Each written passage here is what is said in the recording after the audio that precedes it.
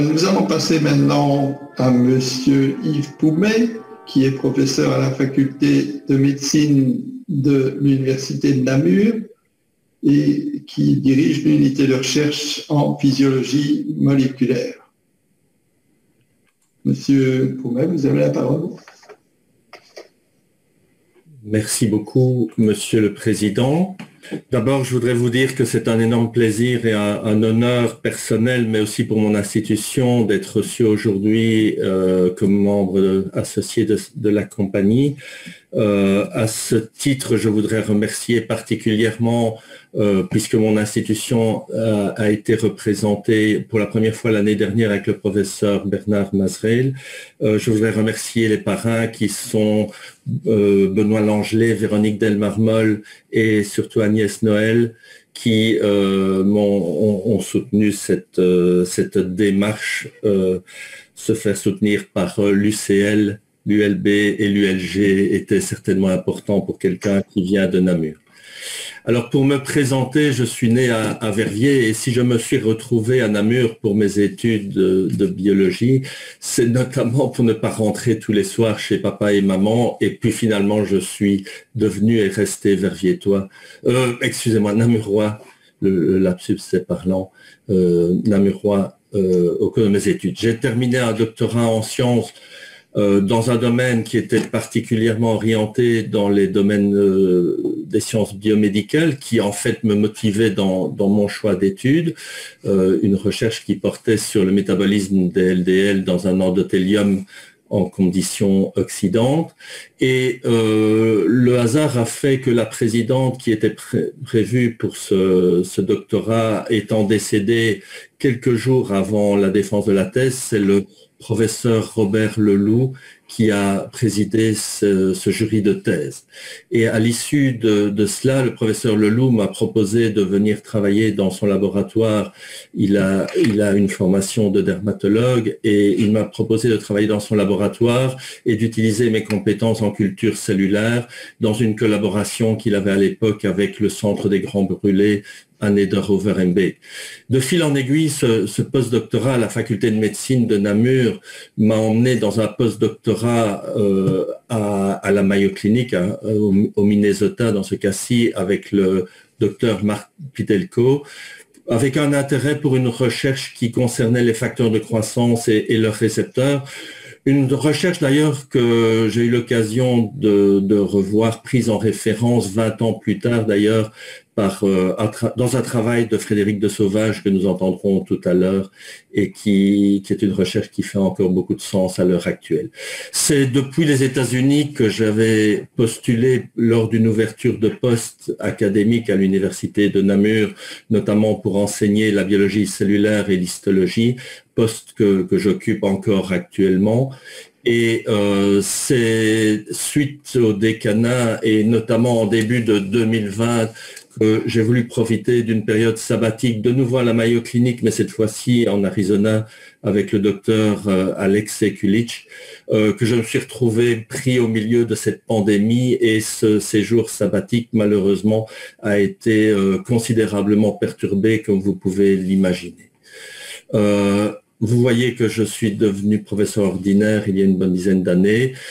J'ai dépanné tant bien que mal l'institution en dirigeant la bibliothèque de notre université pendant une paire d'années, mais c'était loin d'être inintéressant puisque ça m'a permis de découvrir la richesse des fonds anciens qui se trouvaient dans cette bibliothèque et d'organiser il y a peu à la fois une exposition et un catalogue sur des livres traitant de la médecine, l'histoire de médecine, de la médecine, de la pharmacie et des sciences biomédicales est évidemment passionnante. Je suis sûr que je n'ai pas besoin de vous en convaincre. J'ai eu l'honneur d'être reconnu par une université médicale bulgare à Plovdiv en 2012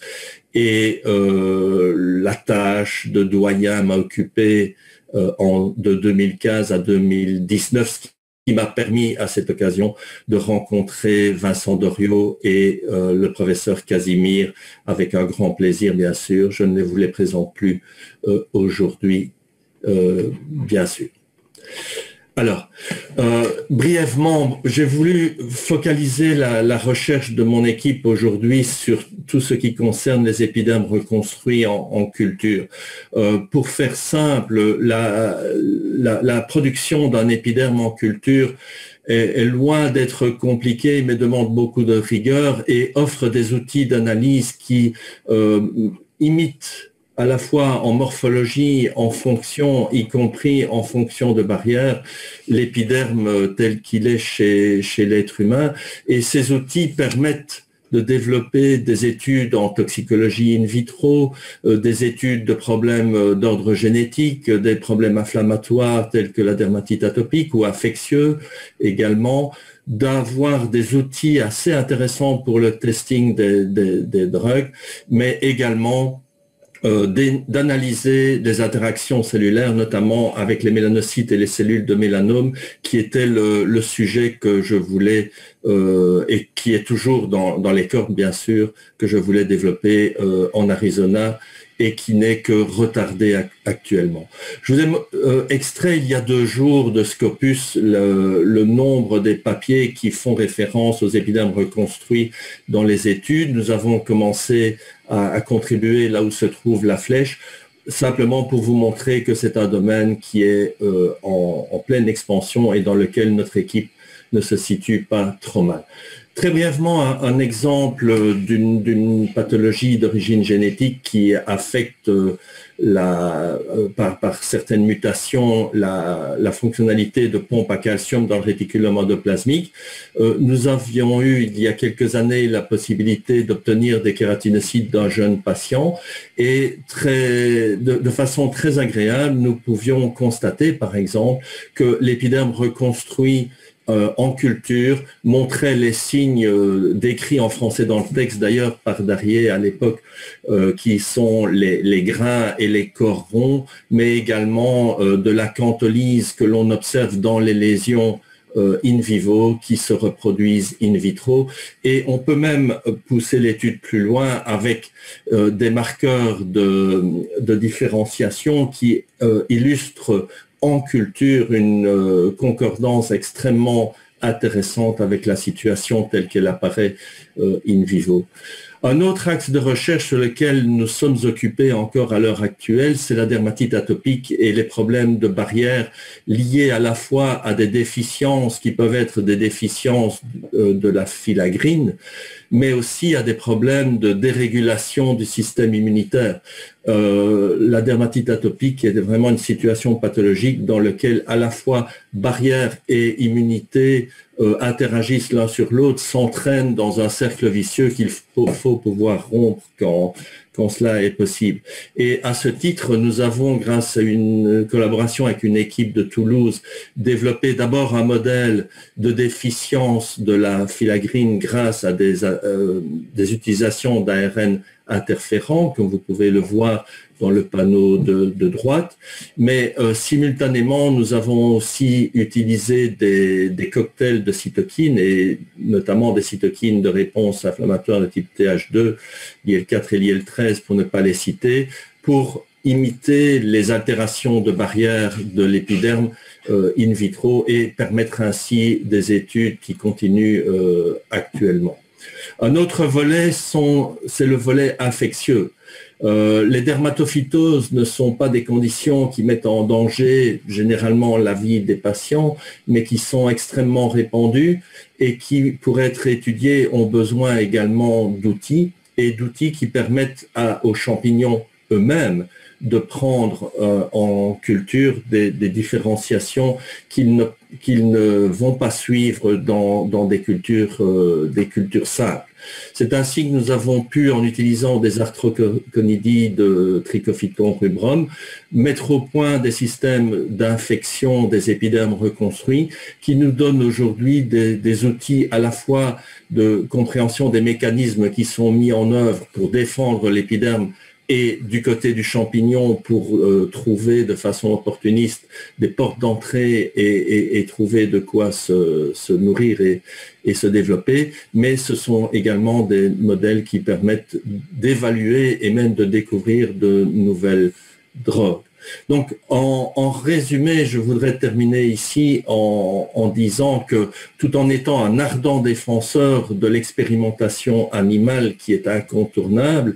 le développement de ce type de modèle contribue néanmoins à la fameuse règle des 3 R qui vise à réduire, raffiner et remplacer l'expérimentation animale. Ces modèles sont certainement également des outils qui permettent d'avancer dans le drug testing. En témoigne un papier qui vient d'être publié ce mois-ci en collaboration avec des collègues du Montana, où nous avons identifié de nouveaux inhibiteurs des enzymes métabolisant les rétinoïdes, pour ne prendre que cet exemple. J'ai parlé des composés antifongiques également que nous pouvons tester, mais également de nouveaux composés qui sont en développement, toujours avec cette équipe du Montana. Et pour terminer,